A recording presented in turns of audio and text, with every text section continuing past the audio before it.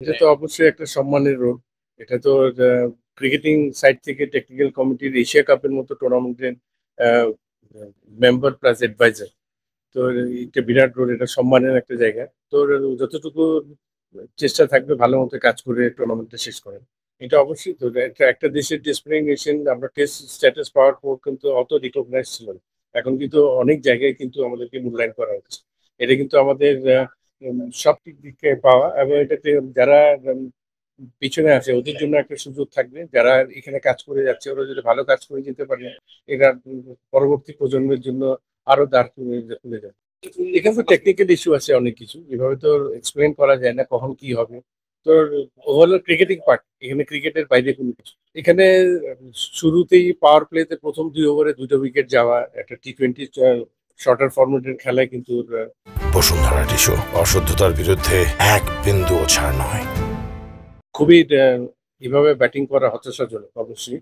এবং এই জায়গা থেকে আমরা পিছনে চলে গিয়েছি। তো আমার মনে হয় যে এই জায়গা থেকে তারপরে মিডল অর্ডার ব্যাটসম্যানরা চেষ্টা করেছে এটাকে ওভারকাম করার জন্য। এখানে যে আরো যদি 20টা রান প্লাস করা যেত তাহলে হয়তো ম্যাচটা অন্যরকম হতে পারে। তারপর ওভারঅল আমি বলবো এই এই ম্যাচটার মধ্যে ব্যাটিং বোলিং ফিল্ডিং সব দিক দিয়ে আমরা ওদের থেকে পিছিয়ে ছিলাম, এবং up to the mark result করতে পারতাম। তো আমার মনে হয় এখান থেকে উম, সুযোগ একদম চলে গিয়েছে এটা বলবো না। অবশ্যই সুযোগ সামনে আছে, আফগানিস্তানের সাথে খেলা আছে। তো এই জায়গায় যদি একটা ভালো কিছু করতে পারে তাহলে অবশ্যই একটা সুপার 4-এ যাওয়ার একটা সুযোগ তারা।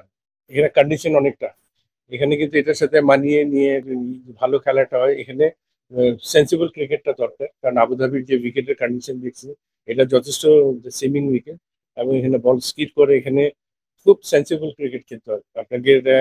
আর মাঠও অনেক বড়, অন্যান্য মাঠের তুলনায় এই মাঠের সাইডগুলি কিন্তু অনেক বড়। এখানে শটগুলি কিন্তু অনেক চিন্তা ভাবনা করে নিতে হয়। তো আমার মনে হয় যে ভালো যদি এটা সেন্সিবল ক্রিকেট খেলতে পারে আফগানিস্তানের সাথে অবশ্যই ভালো করার সুযোগ থাকে। আপনাদের 11 জন প্লেয়ারের মধ্যে সবার ফর্ম কিন্তু একই রকম থাকে, এটা কিন্তু মানতে হবে।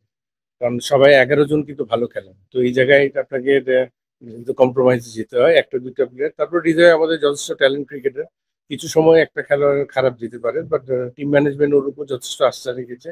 আমার মনে হয় সামনের ম্যাচে সুযোগ পেলে অবশ্যই নিজেকে মেলে ধরতে হবে। এখানে একটা জিনিস আমরা সবসময় কিন্তু ব্যাটসম্যানের উপরে কিন্তু ডিপেন্ড করে রাখি। তো আমার মনে হয় এই জায়গায় T20 ফরম্যাটে এই চিন্তা থেকে একটু বাড়ানো দরকার।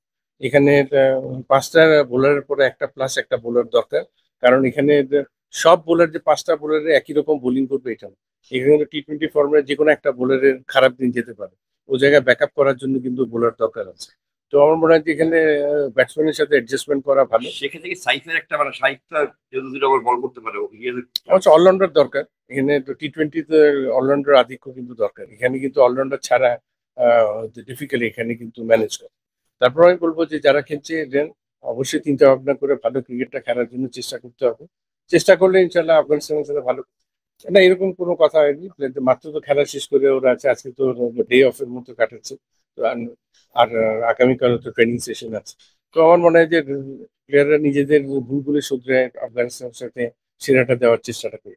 এই জায়গাটা তো আমি তো এটা আমি শুনি নাই, যার কারণে আমি এটা বলতে পারবো না। আমি ওর প্রেস কনফারেন্স দেখিনি এই এই ধরনের শব্দ। এটা ওর পার্সোনাল ভিউ হতে পারে। শ্রীলঙ্কাও তো ব্যাটিং করেছে, তো শ্রীলঙ্কা তো অ্যাডজাস্ট করেছে ব্যাটিং।